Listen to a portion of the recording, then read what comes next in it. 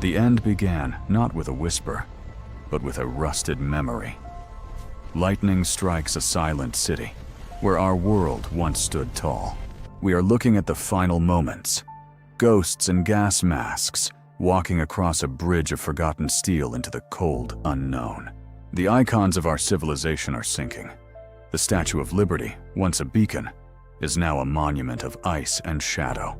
Nature is reclaiming the heights. Vines choke the skyscrapers where we once dreamed of the stars. We ignored the warnings. The red alert flickered on our screens as the mechanical clock ticked away the final seconds of peace. In dark rooms, the decision was made. The leaders watched the maps glow with the light of an impending artificial dawn. The earth groaned as the silos opened. Metal ground against metal, preparing to release the fire we spent decades building. One man watched. A single ignition, a roar that shattered the glass of our reality, and the first rocket took flight. A spark in the dark forest. And then, the first suns were brought down to earth, erupting over the silent mountains. The rain of fire was no longer a threat. It was a reality. From the silence of space, we watched our world ignite in a golden global chain reaction. The shockwave claimed the streets. In a single, blinding instant, the cities we built for centuries were turned to dust and memory. Final orders were carried out. A hand on the console, a promise of duty, sealing the fate of billions. Even the foundations of our history began to crumble. Monuments of old stood silent as the fire rose to meet them. The urban heart stopped beating. Our towers of light became pillars of fire, reaching for a sky that had turned its back on us. The night was filled with a tragic brilliance, a rain of falling stars that brought only darkness in their wake. From the depths of the ocean, the final vengeances were launched. No corner of the earth was left untouched by the reach of man. The automated systems took control. The perimeter arm pulled the final lever, ensuring that if we fell, no one would be left standing. The oceans boiled. A forest of fire rose from the waves, a haunting chorus of destruction across the horizon. Then came the water, a wall of tide and terror that washed away what the fire had missed. One final gaze. From the cockpit of a dying world, we watched the last suns erupt, tearing the sky apart one last time. The night was no longer ours. Massive eruptions of light claimed the skylines, turning our greatest cities into shadows of fire. From the silent, frozen forests, the last of our arsenal rose, a cold, metal promise of absolute ending. The oceans offered no shelter. Our great vessels, once masters of the waves, were reduced to drifting funeral pyres. We surrendered our fate to the machine. Digital eyes watched as the world we knew was computed out of existence. The heart of our power was torn open. In the desert sands, our energy and our ambitions evaporated in a single, blinding flash. The stars themselves seemed to be falling.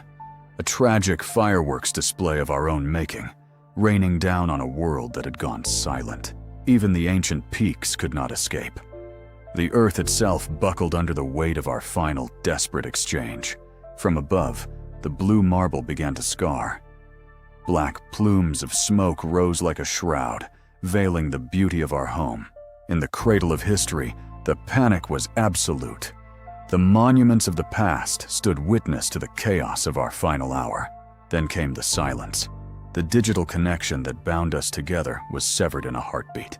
No signal, no hope. The icons of our collective identity were the first to fall. The Eiffel Tower was swallowed by the roar of the end. The fire was only the beginning. The great forests of the world became graveyards of black wood and rising smoke. The temperature dropped. In the south, the oceans froze solid, turning our architecture into monuments of ice. The nuclear winter settled over the globe. Agriculture failed, and humanity found itself at the bottom of a cold, dark well. Then came the black rain. It washed away the last remnants of our vanity, leaving only ghosts in its wake. We hid in our tombs of concrete and ice, waiting for a signal that would never come. The earth was no longer our home. A century passed, Look at the Earth now. It is beautiful again, in a haunting, lonely way. The humans are gone. Nature didn't need us. The White House is a skeleton of marble draped in vines, a brief flash in the planet's long history. Our legacy is a layer of rusted steel and a drawing in the dirt. The Earth is finally at peace. The silence is now our only song. The fire was not satisfied with our cities. It tore through the ancient forests, turning the green lungs of our planet into an inferno of black wood and orange flame. Our great leviathans sailed into a dying light, masters of the waves, now alone in a churning, radioactive tide, drifting toward the end of their reach. No defense could stop the coming roar. The icons of our naval power were shattered in an instant, disappearing into the boiling waves of a world on fire. As the heat faded, the deep cold took hold. Our coastal cities, once vibrant with life, were entombed in a wall of rising ice and frozen shadow. In the hollow remains of our civilization, we became ghosts. Huddled in the dark, we breathed the ash of our own history, waiting for a morning that would not come. The shroud was complete, a thick veil of smoke and soot wrapped around the earth, casting our world into a long, final winter. We were now a planet of silence. The silence of the South was absolute. The Sydney Opera House, once a stage for human voices, became a silent monument of ice and shadow. Ancient glaciers moved with a cold, slow purpose, reclaiming the valleys and the villages we once called home. The world was now a kingdom of frost. The sun was a pale, sickly disk, unable to pierce the heavy shroud of ash and soot that choked the atmosphere. We lived in a perpetual, frozen twilight. The symbols of our power were stripped bare. London's heartbeat stopped as the cold wind whistled through the hollow bones of its history. The wind was the only song. It carried the pulverized remains of our cities across the plains, a gray dust that settled over everything we once loved. Then came the black rain. Oily and heavy, it fell upon the cradle of civilization, washing away the final traces of our vanity and our dreams. The march never ends. A long line of ghosts, pushing the remains of their lives through a world that has forgotten the sun. We are the Ash Walkers. The horizon is a wall of ice. The oceans have stilled, and the earth has turned its cold back on the era of man. In the dark, we reached out. A single signal, a crackle of static in the void, searching for a voice that wasn't an echo of our own fear. Our cities are now graveyards of steel, rusted monuments to a speed we no longer possess, buried under the settling dust of civilization. We retreated to the earth. Behind doors of iron and ice, we waited for a call from a world that was already dead. The silence was our only answer.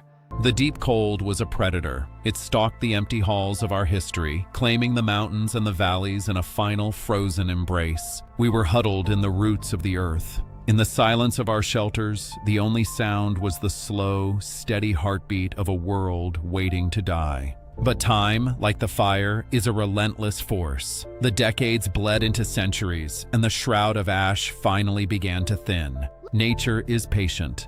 Beneath the rust and the ruin, the first green life began to stir, a defiant spark in the ashes of our vanity. The concrete towers became vertical forests. Our monuments to commerce were reclaimed by the earth, turned into a green kingdom where man was no longer king. The skyscrapers of our old world are vertical forests now. Strange, mutated creatures roam the halls where we once dreamed of progress. Nature didn't need us. It only needed us to stop. The air is finally clean, and the oceans have found their ancient rhythm once again. We were a brief, violent flash in the long history of this planet. In the ruins of our vanity, life continues in a haunting, lonely beauty. The seat of our power is now a monument to the silence, a skeleton of marble draped in the green embrace of a world that has forgotten us. Our legacy is a rusted memory and a drawing in the dirt. The silence is now our only song. Absolute silence.